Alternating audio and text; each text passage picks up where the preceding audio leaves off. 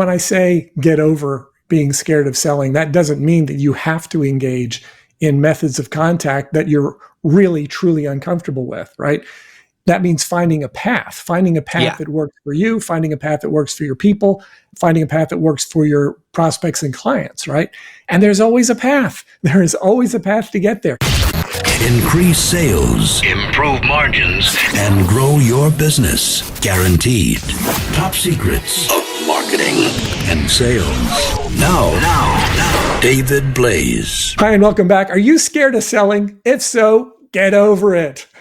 Today, co-host Jay McFarland and I will be discussing that very topic. Welcome back, Jay.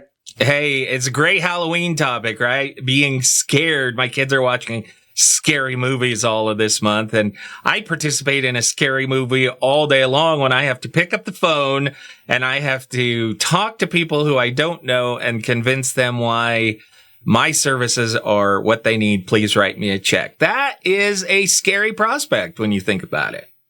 Yeah, entrepreneurs basically are facing Halloween every day in a lot of cases, a lot of ways, whether it's making phone calls or making payroll or making decisions, making rules. It's always about making something. And the whole idea of being scared of selling, I hear this from so many people that I thought we needed to address it. And when I say get over it, that sounds very insensitive, and perhaps it is, but it's also very necessary. Yeah, I mean, it's the reality. If you're in a business model where you have to sell, then you have to get over it. It's just that simple. And if you don't, then you're going to constantly be struggling. And it's not something that you're going to do from day one, but it is something that you have to be determined to do. Yes. And when I say this, I don't mean to put anybody down, right? There are a lot of really good people who have really good reasons for being scared of selling. Certainly in their minds, they've got really good reasons for it. And I'm not taking any of that away. It's a fact. The fact that there's a term called call reluctance indicates that there is a level of fear based here to the point where they had to create a term for it. So what I find is helpful, particularly if I'm interacting with salespeople who are running into this situation, and a lot of times they won't even say they're scared of selling, but ultimately that's what comes out. One of the things that we have to look at first is, why are they scared? Why are they scared of selling? Is it fear of success? Is it fear of failure? And a lot of times we hear blanket terms like that and they're like, oh, no, it's not that. But sometimes it is. Sometimes it's variations of that. I'm afraid that if I call and they say no, it's going to hurt my self-esteem. That's fear of failure.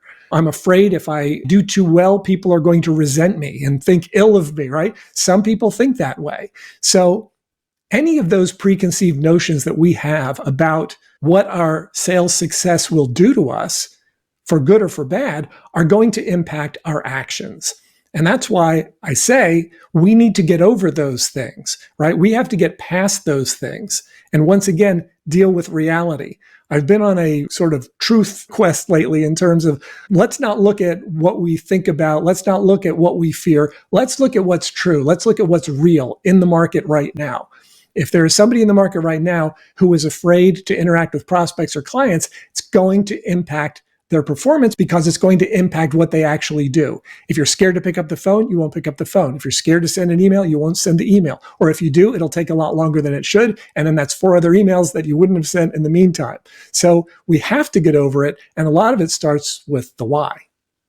Yeah, the why is important. And I think it's also to kind of look at what you're doing. I fall into the trap of, email works really good, so I'll just email instead of picking up the phone. So I'm slipping into those comfort zones, right? And making excuses that that's just as good. So I'm taking the path of least resistance. Right. And then blaming the prospect for not replying to the email, right? When email may not be their primary method of communication. And there are a lot of people who do the opposite. There are people who have done phone all their lives, and the idea of having to deal with the indignity of having to send a text, right? There are some people who are like that as well.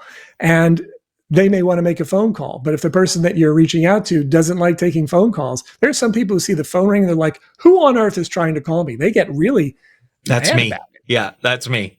So this is my question, and I'm glad we're talking about this because I'm a salesperson and I have these hesitancies and these fears, and we say get over it. And I know you never mean just get over it. You mean there is a path forward to get over it, right? And so let's talk about that.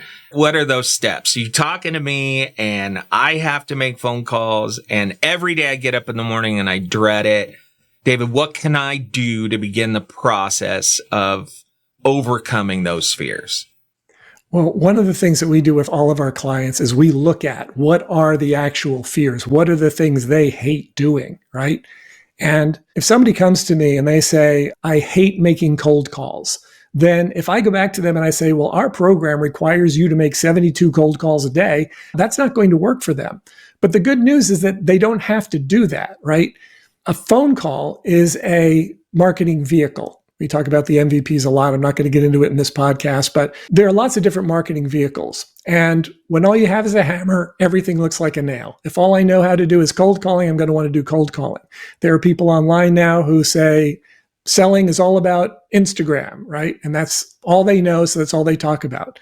The truth of the matter is there are lots of different ways to reach out to people. And there are lots of different people who like to be reached out to in different ways. So we have to match up what we're ready, willing, and able to do with the audience that also likes to do things that way, right? So if I were to say to you, you have to take phone calls from now on and you don't want to do that, then what I would do instead is I'd say, okay, let's look at all the other alternatives that could help get you in touch with as many or more people as you're in touch with now without having to utilize a lot of the tools that you don't like using.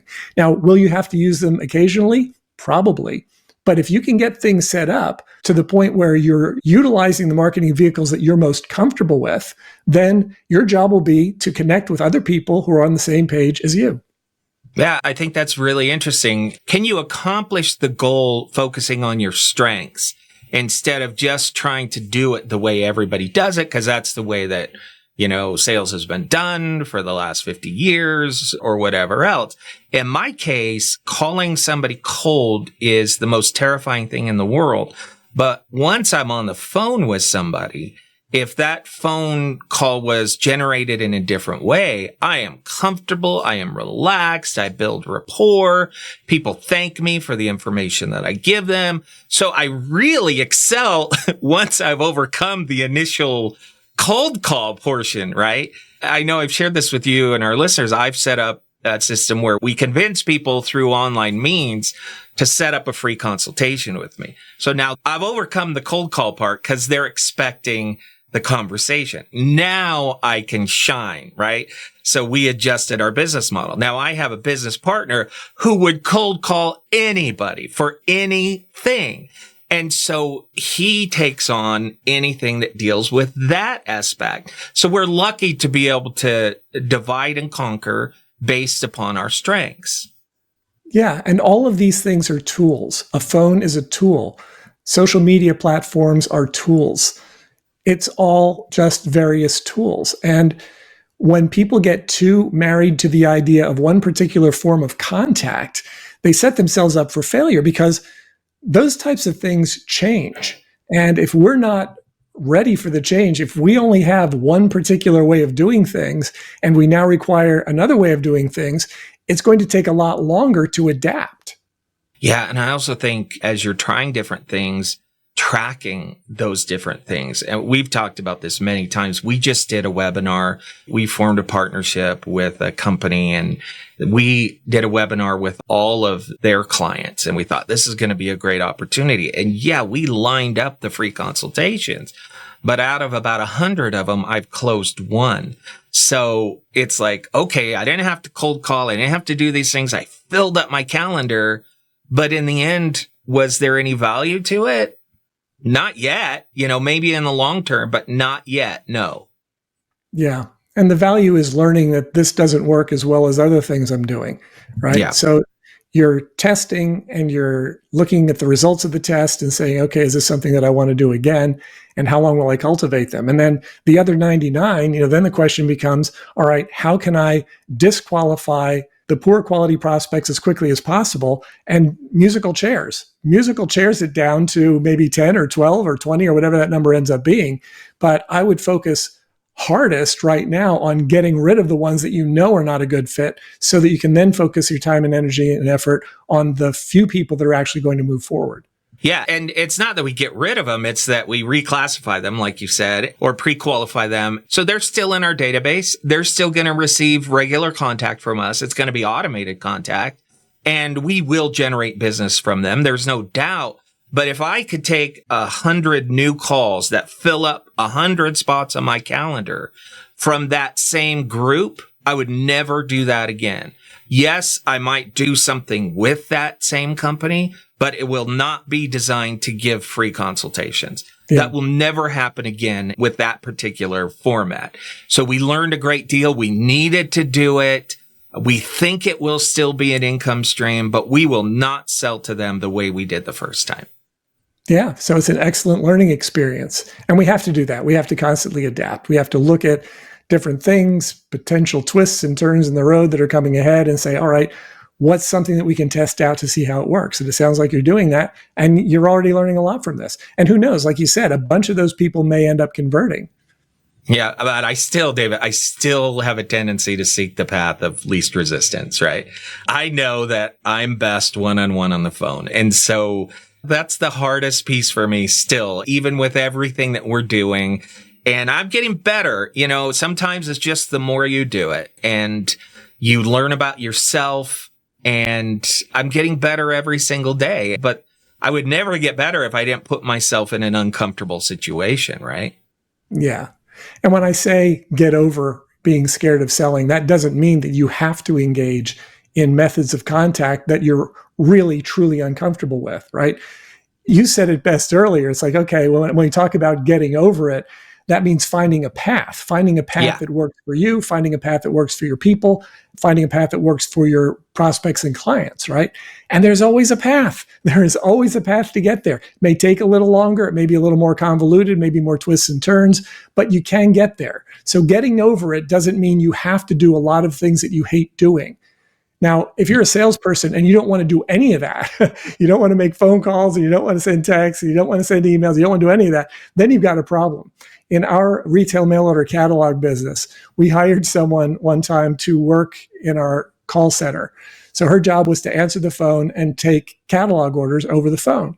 And so we hired her the first day, and she came in and she was answering the phones, and she was doing it. And at lunchtime, she came to my operations manager and said, yeah, I don't think I'm really cut out for making these phone calls. And he said, oh, okay, well, that's kind of the job you were hired for. But it's the holiday season. We have a lot of mail orders coming in as well. What we'll do is we'll take you off the phones, and we'll just have you process the mail orders, and we'll have everyone else pick up the slack on the phones. So she said, okay, good. So back from lunch, she's working the afternoon, entering the mail orders, comes to my operations manager at the end of the day and said, you know what? I don't think I'm, really big on entering these orders into the system. And he's like, well, now we're kind of out of options, right? You applied for a job that you really don't want to do any of the things that are necessary. So when it comes to sales, you're going to have to be able to communicate with people. You're going to have to figure out a way that you're comfortable doing that. But it doesn't have to be just one thing. A lot of times there are sales managers who will say to their salespeople, you have to do this, right? And if it's something that they're just not going to do or do well, then they're not going to last, or they're not going to do well. And that's not a dig on the salesperson, and it's not a dig on the sales manager. Some are just programmed, look, this is what we do. This is how we do it in our organization. And if that's the only thing they know how to do, then yeah, they're going to have to find people who are willing to do it. But when they've got different forms of first contact, and that is something we focus on a lot in our training with our clients, first contact is huge because there are so many different ways of doing it that you're bound to find several that you're comfortable with, so you can actually interact with the people that you need to interact with without driving either you or your prospects crazy. Yeah, absolutely. So if people want to tap into that experience, how do they find out more? Go to topsecrets.com/call. There's a short video you can watch there.